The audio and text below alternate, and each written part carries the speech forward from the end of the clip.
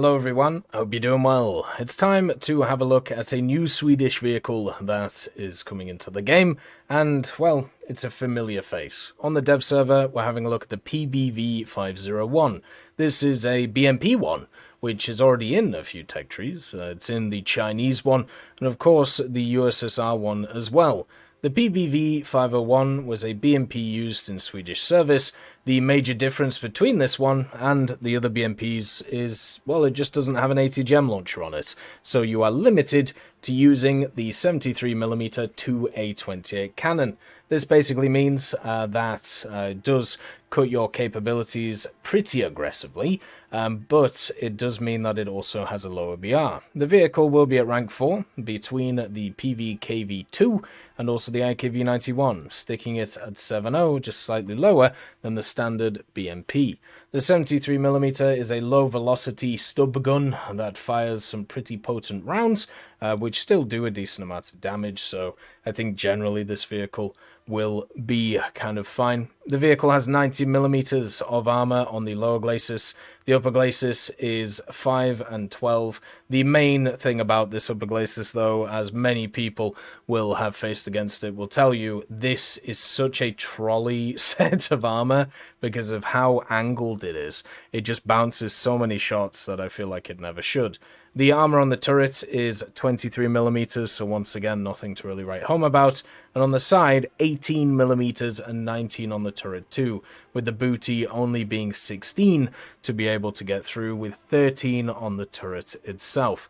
The vehicle has many interesting factors. The fact that it has a 3-man crew, but the crew is set up in kind of a different idea that you will have seen in many others, with 2 in tandem here, the commander and the driver, and then only the gunner in the turret itself. The gun has a reload rate of 6 seconds, but it is an automatic loader, so you can't change it based on crew skills, and the targeting speed isn't great, but most of the time while you're running around in this thing, I've never really had a huge issue with not getting the gun on target. The ammo creates a wonderful circle around the gunner, so if you pen anywhere near the center of the vehicle, it will just go pop, and even if you don't, if you shoot this area, of course it will die too in realistic. Has access to a 300 horsepower engine with a transmission, which means it can go fast forwards and pretty decently backwards to be able to reposition if you need to. Also has this wonderful fuel tank in the back, and also this huge behind, which is supposed to be filled with soldiers since it's an IFV, but c'est la vie. We don't do that in War Thunder. The modifications, since it's missing any of the ATGMs, are pretty bog standard. One of the nice things about it being at 7.0 is it does actually have access to ESS. Pretty much nothing has thermals at this BR, so the ESS is pretty useful. You can actually create a nice wall of smoke with it as it goes around. You also have access to the scouting mechanic, since it is a light vehicle, which is super nice to see, and then also the mobility upgrades as well. It does kind of suck that this one doesn't get access to smoke grenades. One of the things that the USSR BMP-1P upgrade gives to their BMP is access to smokes, and it would have been really nice if that was the case on this vehicle too. You can see here it puts like smokes on the back of it, so it gives it that extra bit of survivability, but c'est la vie. The Swedish one doesn't get that. All it gets is the stub gun, and that's pretty much it. So in terms of Sweden at 7.0, you have the ZSU-57-2, and that's it. So as a vehicle, like, it doesn't really have a lineup right now. Do you run it at 7.7? Well, no, because you have the IKV91. So it very much is supposed to be a solo vehicle with the ZSU-57, which is just not going to work very well. It's definitely not one of those which is going to do crazy things. It's just going to be a useful, fun little vehicle to play, like all of the BMPs, which will be more scout-orientated than it will be with destruction-orientated. The rounds on this vehicle for the 73mm First of all, you have the heat round, which is a anti-tank one. You can actually see it looks like a heat FS, weirdly enough, but for some reason isn't labeled as one. It can go at 665 meters per second and also has 300 millimeters of penetration, meaning that it will go through pretty much every medium tank that you'll find, and also heavy tanks won't really be able to stop it either.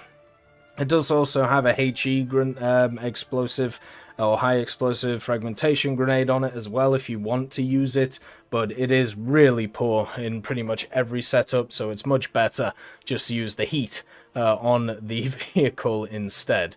And with that 6-second reload, it means if you do maim a target with the gun, you can follow it up pretty aggressively and just kind of annihilate stuff as you go.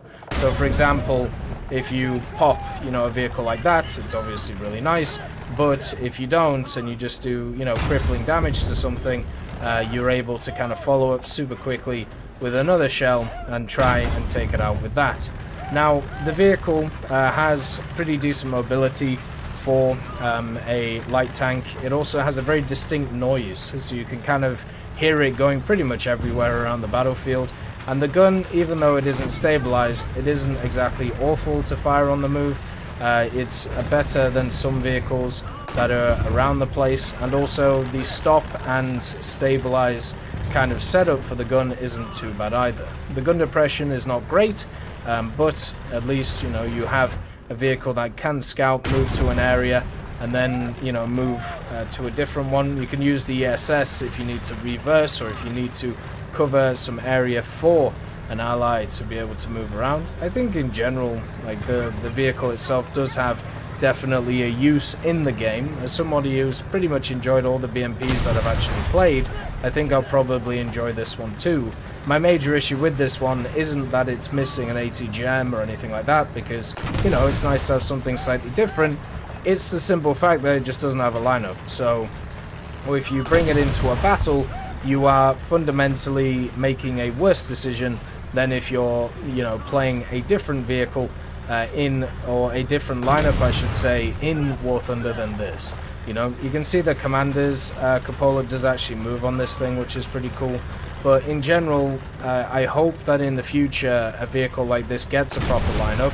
Yes, stuff like the ZSU-57-2 can be very good carries if you push them around the place, and yes, this vehicle on many different maps will be a good scout and will be able to give your team an advantage, but being able to actually push through that advantage is something which is hard to do with this type of vehicle.